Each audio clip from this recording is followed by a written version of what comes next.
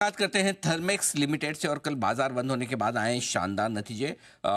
आय 13% बढ़कर आई, लेकिन operational performance बड़ी दमदार है। इबिटा में 36% की बढ़त है। मार्जिन इंप्रूव होकर 10.5% के ऊपर निकले और मुनाफे में रही है 25% की बढ़त। आइए मुलाकात करते हैं कंपनी के एमडी और सीईओ आशीष भंडारी साहब हमारे साथ कार्यक्रम में शामिल हो रहे हैं। सर ने आईआईटी बॉम्बे से बीटेक की डिग्री हासिल की है। ड्यूक यूनिवर्सिटी से आपने एमबीए भी किया है और इस वक्त कंपनी के एमडी सीईओ के तौर पर आप कामकाज कर रहे हैं। भंडारी साहब, बहुत बहुत स्वागत है आपका। धन्यवाद हमें समय देने के लिए। Good morning sir. सबसे पहले बधाई आपको, बहुत ही दमदार परफॉर्मेंस इस क्वार्टर में फिर से आई है कंपनी की हर एक पैरामीटर पर, चाहे वो रेवेन्यू देखें, प्रॉफिट, मार्जिन, ऑपरेटिंग प्रॉफिट। बताएं सर, क्या खास ट्रिगर्स हैं इस क्वार्टर में कंपनी के लिए? नमस्ते अनिल जी, नमस्ते आपको भी, आपके सारे दर्शकों को भी। मैं आपने जो दो प्रश्न पूछे, मैं दोनों का जवाब देता हूं। पहले जो ऑर्डर्स का परफॉर्मेंस है, जहां पे 70% बढ़त है ऑर्डर्स में। इसमें एक बड़ा ऑर्डर है करीब 1000 करोड़ का, जो कि दो पार्ट्स में आया था। एक इंटरनेशनल माइनिंग कस्टमर के लिए वो प्रोजेक्ट है, तो इसका एक बड़ा इम्पैक्ट आया था। पर जब हमने साल शुरू भी किया था, तब भी बताया था कि इस साल हम थोड़े बड़े प्रोजेक्ट्स वापस एक्सपेक्ट कर रहे हैं, और ये पहला एग्जाम्पल है। मेरे हिसाब से अगले 2-3 क्वार्टर्स में इतना बड़ा नहीं, पर थोड़े और बड़े ऑर्डर्स भी आ सकते हैं, पाइपलाइन है। इस बड़े ऑर्डर को अगर मैं निकाल दूं, तो उसके बाद भी कहानी दो पार्ट्स की है। पहला पार्ट है कि जो इंडिया के नंबर्स हैं वो रिलेटिवली थोड़े फ्लैटर हैं पहले हाफ में।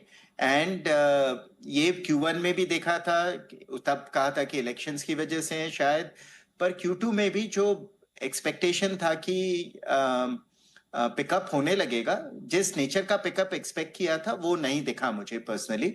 बट जब मैं कस्टमर से बात करता हूँ, अभी भी बहुत बुलिशनेस है, चैनल से काफी बुलिशनेस है कि आगे के दो क्वार्टर्स में पिकअप वापस आ जाएगा। ये रही ऑर्डर्स की बात। इंटरनेशनल में हमने फिर भी काफी अच्छा किया। मार्जिन्स में एक इम्पैक्ट आया है। एक गवर्नमेंट की एक इंसेंटिव है, महाराष्ट्र गवर्नमेंट की, जिसके लिए हम क्वालिफाई करते हैं। उस बेनिफिट के अंतर्गत हमने एक बेनिफिट लिया है 66 करोड़ का, जो कि इस क्वार्टर में दिखा है। इसकी वजह से मार्जिन्स पर्टिकुलरली बेटर दिख रहे हैं। पर इसको मैं निकाल दूं तो मार्जिन्स इन लाइन थे, बल्कि लाइन से थोड़ा कम ही है। बट Q3 एंड Q4 में भी मैं मार्जिन्स में रीजनेबल स्ट्रेंथ एक्सपेक्ट करता हूं। जो हमने Q2 में किया है वैसा नहीं, but overall year on year improvement ही रहेगा। ये चलिए, बहुत बढ़िया बात है कि ऑर्डर्स मजबूत नजर आ रहे हैं।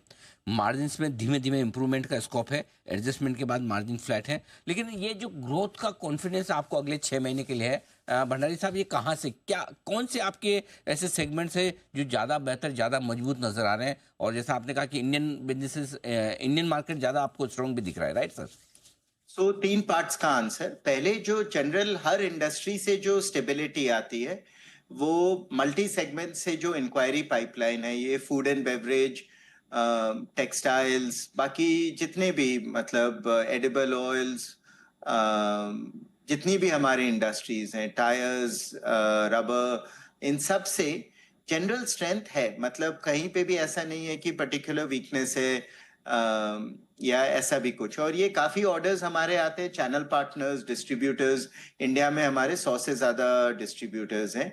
तो वहां पर एक्सपेक्टेशन, जब मैं उनसे बात करता हूँ और इंटरैक्ट करता हूँ, वो सब कहते हैं कि स्ट्रेंथ दिखती है।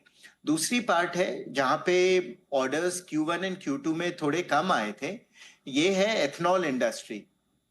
एंड एथनॉल पिछले 2 साल में ग्रोथ का बहुत बड़ा सेक्टर रहा है, जबकि इंडिया ये एथनॉल ब्लेंडिंग पेट्रोल में जो करता है, जिसके अंतर्गत बहुत सारे इंडिया में प्लांट्स, शुगर और डिस्टिलरीज और काफी अदर इंडस्ट्रीज ने सेटअप की है, और डिमांड अभी भी इसके लिए काफी स्ट्रांग है।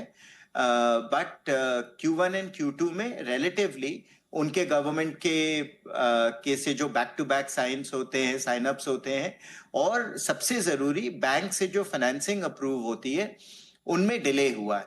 और वो डिले, मैं एटलीस्ट जब बात करता हूं, एक्सपेक्टेशन है कि सेकेंड हाफ में थोड़ा बेटर होगा, पर अभी तक हुआ है नहीं। तो मेरे हिसाब से अगले 3-4 महीने बहुत इंपॉर्टेंट है टू सी ये सेक्टर वापस आता है कि नहीं, और किस स्ट्रेंथ पे आता है। तीसरा, बड़े ऑर्डर्स कहाँ से आएंगे? बड़े ऑर्डर्स सबसे ज्यादा स्टील इंडस्ट्री से एक्सपेक्टेशन है, और उसके बाद पावर और रिफाइनिंग एंड पेट्रोकेमिकल से।